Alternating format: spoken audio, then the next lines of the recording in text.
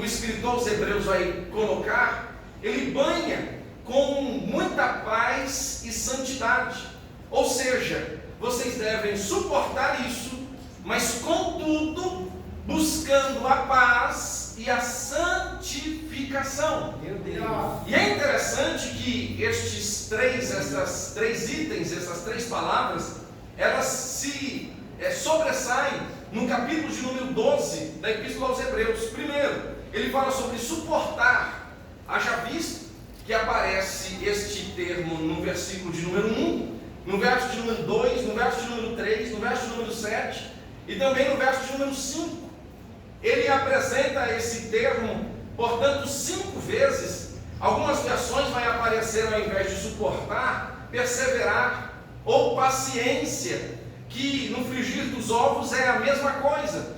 E esse termo suportar, que o escritor aos Hebreus coloca, é para que eles suportem. E olha que coisa interessante, irmãos. Suportem a vicissitude da vida, a intempérie da vida que está sobre eles naquele primeiro século.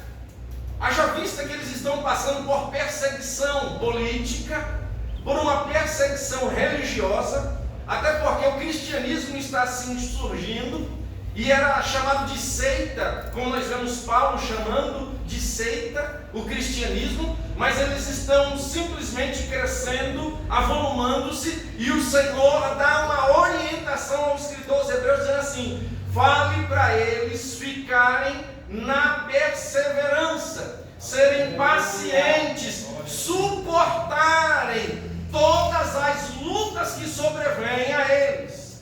E diga-se de passagem, mais uma vez, só para realçar essa questão, é que eles têm que suportar as lutas nesse contexto físico, religioso, material e espiritual.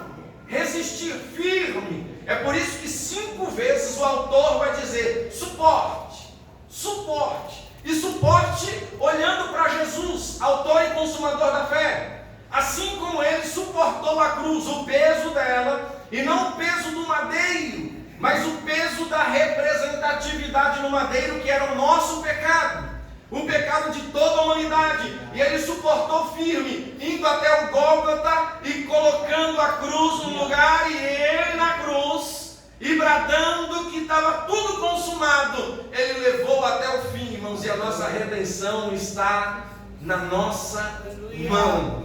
A salvação já é garantida pelo poder do sangue de Jesus vertido naquela cruz do Calvário. E olha que coisa interessante. Ele então diz: suportem. Se vocês suportarem, dará tudo certo. Agora é interessante que depois nós vamos entender uma segunda palavra que é citada aqui, e é a palavra paz. Ou seja, quando ele diz: se vocês seguem a paz, segui a paz com todos. Aí nós vamos entender uma outra situação. Primeiro, é que eles estão tendo que suportar as vicissitudes, as lutas e as intempéries da vida. Só que agora o escritor está vendo que dentre estes irmãos hebreus, olha isso, está tendo ali um litígio, provavelmente uma disparidade entre os cristãos e os judaizantes. Muitos judeus ainda não haviam se convertido ao cristianismo, ou seja, é por isso que o escritor, o autor da epístola, ele fala da superioridade de Jesus, irmãos, em detrimento do templo, do sumo sacerdote, dos ritos, dos anjos, de Moisés, da lei e de tudo mais. Por quê? Tudo isso foi bom, mas passou. Jesus veio, cumpriu toda a lei, ratificou-a, vacilou-a lá na cruz, quando ele vai para ela, dando a sua vida. Agora o escritor aos Hebreus exalta Jesus em detrimento de todas essas outras coisas. Só que tem muito judaizante que ainda não havia se convertido e estava querendo sacrificar, prestar as homenagens no templo com a matança de animal. O Cordeiro de Deus já vinha vindo, já havia dado a sua vida, já havia ressuscitado e ascendido ao céu, mas eles ainda não haviam entendido. Ou seja, nós temos duas igrejas, os judaizantes e os cristãos. E por causa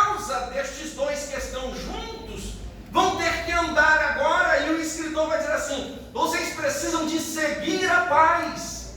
E essa paz que vocês vão seguir, que vão correr atrás e vão buscar, vocês precisam de buscar para tê-la entre todos.